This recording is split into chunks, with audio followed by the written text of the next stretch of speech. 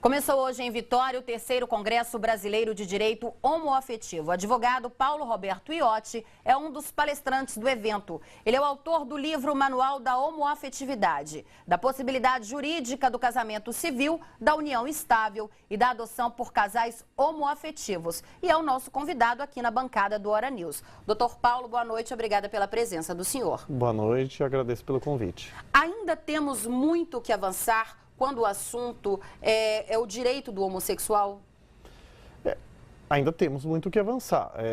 Em 2011, o Supremo Tribunal Federal fez um julgamento histórico que reconheceu a união estável entre pessoas do mesmo sexo como entidade familiar, a união estável homoafetiva, por entender que você negar esse direito geraria uma discriminação irracional, sem sentido, e como a Constituição não proíbe a união estável homoafetiva, então o Supremo estendeu esse direito, esse regime jurídico a ela. Depois da decisão, tivemos vários casais que pediram a conversão da união estável em casamento, porque como a Constituição e o Código Civil, eles dizem que a união estável deve poder ser convertida em casamento, os casais homoafetivos disseram, então, fomos reconhecidos como união estável, a união estável pode ser convertida em casamento e, para minha grata surpresa, os juízes em geral têm deferido o pedido. Eu até temia que a maioria fosse dizer que o Supremo julgou união estável e não casamento, que é um argumento simplório, quer dizer, que mostra que a pessoa não entendeu ou não quis entender a decisão do Supremo. O Supremo julgou procedente aquelas ações, protegeu a união homoafetiva, porque ele entendeu que ela é uma família conjugal. O voto do ministro Fux explica isso muito bem. Então, a família conjugal é o que o casamento e a união estável visam proteger. Então, se você reconhece uma união estável, uma união homoafetiva como uma família conjugal, você tem que reconhecê-la como casamento. Então, no direito das famílias, a gente teve bastante avanço. Quer dizer, e o casamento hoje já é permitido, né? Os cartórios são obrigados a fazer, eles não podem nem se negar. Exato, é isso. O Conselho Nacional de Justiça determinou isso por uma resolução bem recente, resolução 175 de 2013, e o CNJ ele se fundamentou na decisão do Supremo, porque a decisão do Supremo ela tem força de lei. Esse julgamento vale como se fosse lei no país inteiro. E o Supremo disse na parte obrigatória que as mesmas consequências da união estável heteroafetiva devem ser estendidas à união estável homoafetiva. Uma dessas consequências é a conversão em casamento. Então, é obrigatório pela decisão do Supremo reconhecer o direito ao casamento civil homoafetivo por conversão.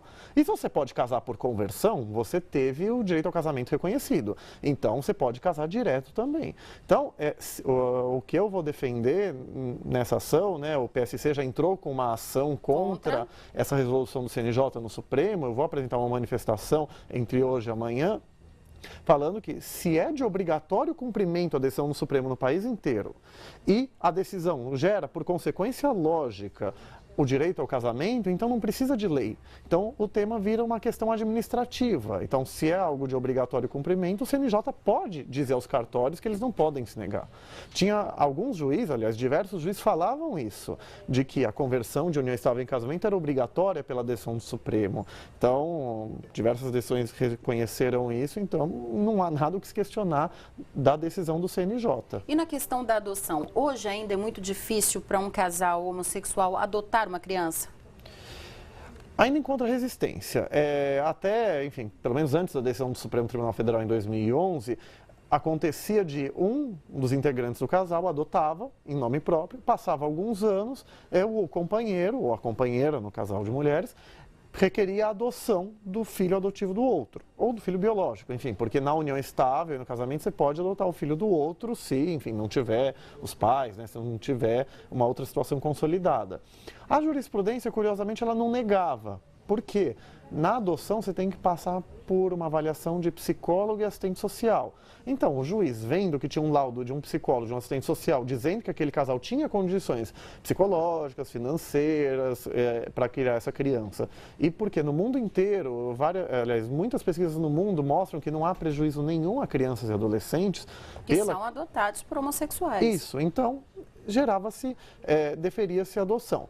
Hoje ainda tem uma resistência que alguns juízes, enfim, há lugares que não aceitam que o casal se habilite para adotar enquanto casal.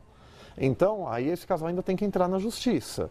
E me parece que vai ganhar. O Superior Tribunal de Justiça já tem pelo menos 2 decisões importantes reconhecendo a possibilidade da adoção por casal homoafetivo. Mas, como a gente vê até no direito das famílias, a gente nem entrou na criminalização da homofobia, na discriminação, a gente vive uma banalidade do mal homofóbico. As pessoas acham que têm o direito de discriminar, ofender e até matar. Pois é. Mas assim, a questão é, mas até no direito das famílias, a gente muitas vezes ainda tem que entrar na justiça, a gente tem que aguentar o PSC dizendo que viola o direito dele, você reconhecer o casamento homoafetivo, queria saber qual é o direito, né? O direito de discriminar, só se for. Então, mas assim, você tem que entrar na justiça, então por isso que seria importante a gente ter uma lei ou uma emenda à Constituição para acabar com esse problema. Pois até é. lá... Teria que ter uma lei específica falando sobre a discriminação, discriminar o homossexual é crime, o que não existe hoje. Isso, é preciso ter uma lei que criminalize, na verdade, a discriminação não contra homossexuais, né? A discriminação por orientação sexual e por identidade de gênero.